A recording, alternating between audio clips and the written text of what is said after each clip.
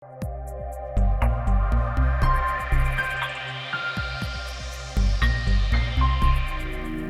terima kasih. Terpuji Engkau selama-lamanya. Di dalam nama-Mu yang kudus, di dalam nama Tuhan Yesus, kami bersyukur dan kami berdoa. Haleluya. Amin. Shalom Bapak Ibu Saudara sekalian. Selamat pagi.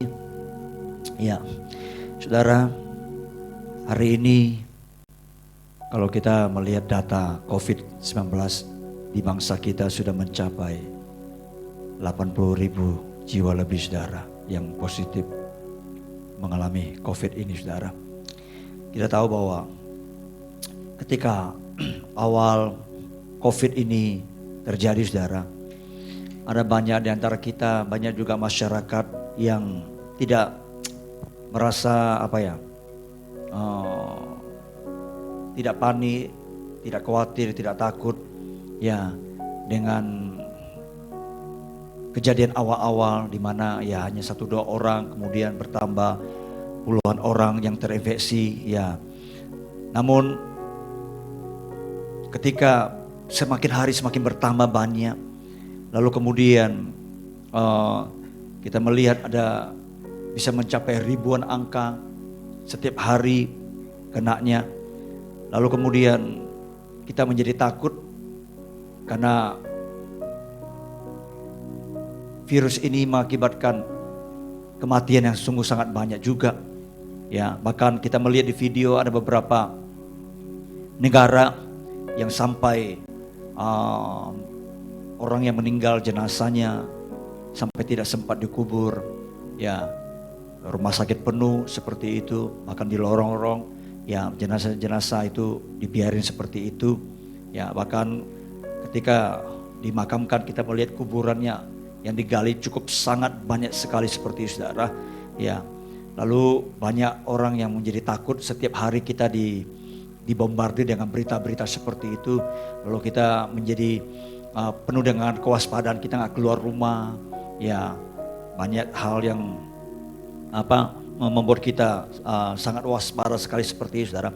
Namun kalau kita lihat berhari-hari, berbulan-bulan, dan genap sekarang mungkin sudah hampir 5 bulan pandemi ini terjadi, Saudara.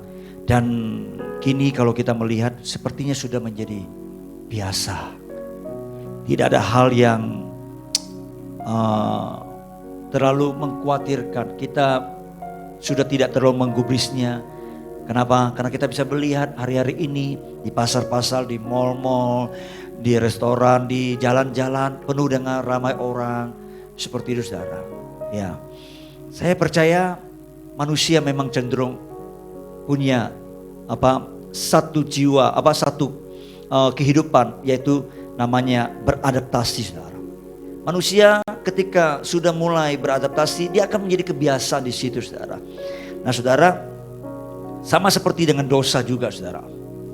Dosa ketika awal terjadi dilakukan, pasti setiap kita akan mengalami namanya ketakutan, ya, akan mengalami namanya jantung kita dak diduk, hati kita dak diduk seperti itu. Tapi lama-lama ketika kita terus melakukannya, maka di situ akan menjadi biasa, tidak lagi dak diduk, Saudara. Kita sudah biasa. Kalau mungkin awal ada orang mencuri, dia mencuri, ya pasti hati nuraninya berbicara, menegur dia, ya. Dia pasti akan merasa nggak enak, takut seperti itu. Tapi ketika dia terus melakukannya, Saudara, maka itu akan menjadi kebiasaan, Saudara. Ya, nah sama seperti kita, Saudara. Dosa sekecil apapun, Saudara, ya kalau kita nggak sensitif lagi di dalamnya, Saudara, terhadapnya, Saudara, seperti itu akan menjadi membuat kita itu mati rasa di situ, Saudara, dan kita akan menambah dosa demi dosa, Saudara, seperti itu, Saudara. Dan kita tahu bahwa ketika manusia diciptakan oleh Tuhan, ditempatkan di Taman Eden, Saudara, begitu manusia jatuh dalam dosa, maka ada banyak kehancuran-kehancuran yang terjadi. Akibatnya, Saudara, banyak kerusakan-kerusakan terjadi, Saudara. Yang pertama, kalau kita tahu, kita baca di kitab Kejadian, waktu manusia jatuh dalam dosa, maka akibat yang pertama yang hancur yang mengalami kerusakan adalah hubungan. Ya, ketika Adam dan Hawa memakan buah yang dilarang oleh Tuhan, mereka merasa takut, mereka bersembunyi. Ya, ketika Tuhan datang, ya Tuhan memanggil mereka, ya, di manakah engkau Adam? Seperti itu. Tuhan tanya posisinya di mana, lalu Adam menjawab, ya, sebelumnya Tuhan bertanya, apakah engkau makan buah itu? Dia nggak jujur. Lalu dia menuduh, ya, istrinya atau wanita yang Tuhan berikan. Ya, begitu dosa masuk, maka hubungan menjadi rusak, saudara. Ya, nah saudara, saya sudah mengajarkan hampir 2 hari terakhir ini bagaimana kita harus hidup dalam membangun hubungan, ya, membangun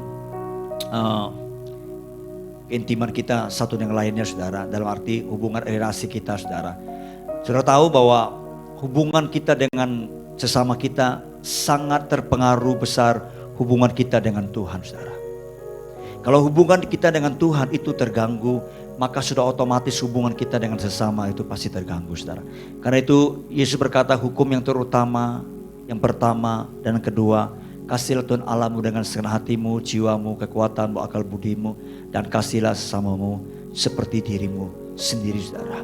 Nah, kalau hubungan kita dengan Tuhan itu terganggu, maka hubungan kita dengan sesama itu pasti terganggu, saudara. Tapi sebelumnya kita buka satu ayat dulu, saudara, di Matius pasal yang ke-5 ayat yang ke-23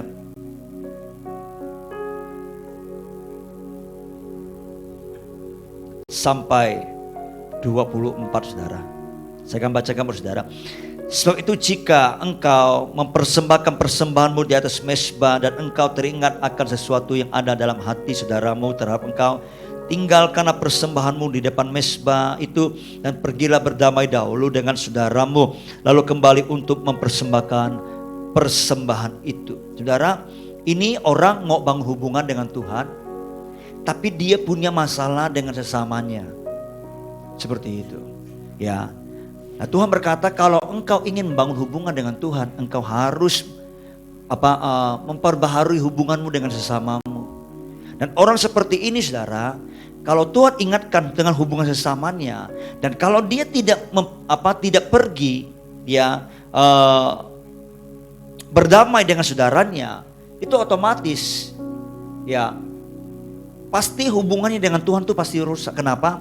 Dia bisa berdamai dengan saudaranya kalau dia punya niat atau punya motif atau punya hati untuk mentaati apa yang Tuhan suruh. Betul, saudara, ya. Dia tidak akan pernah pergi berdamai dengan saudaranya kalau dia tidak mentaati Tuhan. Itu sebabnya kalau dia mentaati Tuhan, artinya hubungan dia dengan Tuhan baik, ya, pasti dia akan memperbaiki hubungan dengan sesamanya. Dia akan mentaati Tuhan, saudara. Karena itu, saudara, sangat penting untuk kita perhatikan bahwa hubungan kita dengan sesama kita, ya, merupakan akses untuk kita membangun hubungan dengan Tuhan, saudara. Tapi hubungan kita dengan sama, kalau itu belum diperbaiki, saudara, itu bisa menghalangi hubungan kita dengan Tuhan. Sebaliknya, kalau hubungan kita dengan Tuhan tidak benar, saudara, maka itu bisa mempengaruhi hubungan kita dengan sesama kita, saudara. Ya, nah, karena itu, saudara, hubungan kita dengan sesama, dengan hubungan dengan Tuhan itu tidak terpisahkan, saudara. Ya, jadi kalau hubungan kita dengan Tuhan nggak beres, pasti hubungan dengan kita sesama kita juga tidak beres, saudara. Karena itu kalau kita mungkin aktif sekali berdoa, datang kepada Tuhan, mempunyai kehidupan rohani yang begitu luar biasa, tapi kalau reaksi kita dengan sesama kita tidak benar, saudara, itu otomatis bisa punya indikasi hubungan kita dengan Tuhan selama ini itu mungkin hubungan yang semu, saudara. Ya, kenapa? Karena hubungan kita dengan Tuhan itu kan ada relasi pribadi kita dengan Tuhan. Ya, orang berkata, ya, kita dengan Tuhan itu kan tidak nampak. Ya, kita masing-masing yang tahu, saudara. Tapi itu bisa dirasakan, dilihat orang. Ya, lewat bagaimana respon kita, reaksi kita, relasi kita dengan orang lain, saudara. Karena itu penting sekali bagaimana kita membangun hubungan dengan Tuhan, saudara. Karena itu kalau kita berrelasi dengan orang lain, saudara, itu harus didasarkan hubungan kita dengan Tuhan, saudara. Kalau hubungan kita dengan Tuhan tidak benar, maka pasti hubungan kita dengan sesama kita punya motif yang salah. Kita bisa memanfaatkan orang lain yang punya hubungan dengan kita. Seperti itu, saudara. Dan karena itu perhatikan baik-baik hubungan kita dengan Tuhan, saudara. Ya, kalau kita berrelasi dengan orang lain, hubungan dengan kita dengan Tuhan itu harus menjadi satu prioritas utama, saudara. Supaya hubungan dengan Tuhan itu bisa melahirkan hubungan-hubungan yang benar dengan sesama kita, saudara. Ya, mungkin apa yang saya jelaskan ini bagi beberapa saudara mungkin agak susah menangkapnya. Tapi sekali lagi saya mau tekankan, saudara, kalau hubungan kita dengan Tuhan tidak benar, maka hubungan kita dengan sesama kita juga tidak benar, saudara. Karena itu pastikan hubungan kita dengan Tuhan itu benar dulu. Ada amin Bapak Ibu Saudara? Ya, sekali lagi, kalau kita belajar di Alkitab, Alkitab banyak mengajarkan bagaimana kita membangun hubungan ya dengan sesama kita, saudara.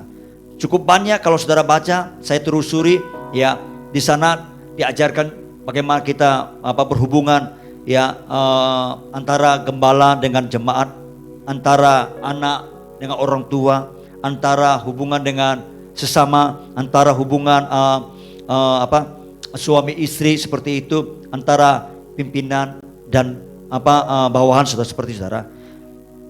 Nah, semua hubungan-hubungan itu memang Tuhan izinkan atau pertemukan kita ya untuk kita bisa mengalami, saudara. Tapi saya berharap ketika kita mengalami hubungan-hubungan seperti itu, ya, itu akan membawa kita lebih lagi mengasihi Tuhan. Amin Bapak Ibu Saudara. Ya, jadi sekali lagi, saudara, hubungan kita dengan sesama kita, ya, maka itu harus lahir terlebih dahulu dari hubungan kita dengan Tuhan, saudara. Ya, saya berharap saudara terus membangun keintiman dengan Tuhan.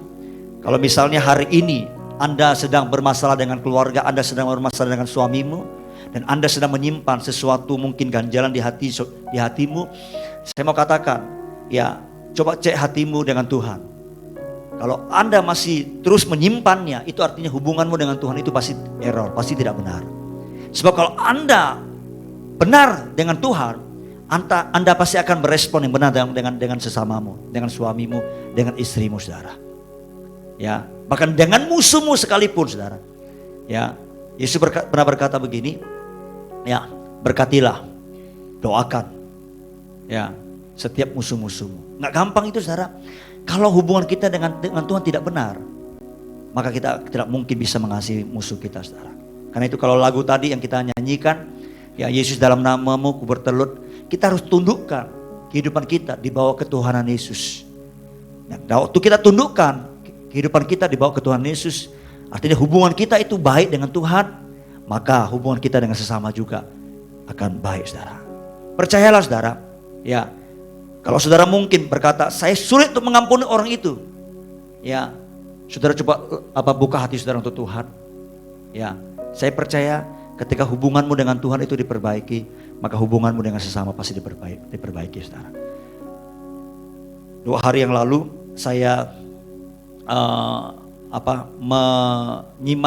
menonton sebuah video kesaksian dari suami istri yang bersaksi mereka sudah 10 tahun cerai, saudara. Tapi Tuhan bisa pulihkan kembali, saudara. Ya, disaksikan istrinya itu sulit untuk mengampuni suaminya, seperti itu. Ya, tapi istrinya setiap hari berdoa. Ya, satu kali Tuhan tegur dia. Ya, Tuhan perlihatkan dia sebuah gambar salib. Dia bisa melihat ada sesosok tubuh di salib itu. Dan Tuhan memberikan penjelasan kepada dia. Ya, sebelum kamu bisa datang kepadaku, ya, aku ini terlebih dahulu sudah mati bagimu. Sebelum kamu bisa percaya kepadaku, aku sudah menebus hidupmu, ya, mati bagimu. Nah, ketika dia bisa melihat salib itu saudara, dia bisa mengakui bahwa Tuhan begitu mengasihi dia. Dan dia buka hatinya untuk Tuhan. Dia mengakui bahwa memang dia sulit itu mengampuni suaminya. Karena dia merasa benar. Begitu dia memandang salib itu saudara, dia berkata dia manusia yang berdosa. Tapi ada satu pribadi, yaitu Tuhan sendiri yang begitu mengasihi dia. Akhirnya dia mengerti bahwa hubungan dengan Tuhan selama ini belum sepenuhnya benar saudara. Dia masih hidup dalam kesombongannya, hidup dalam kekerasan hatinya. Nah, ketika dia menyerah dengan Tuhan, dia mempersembahkan hatinya untuk Tuhan saudara.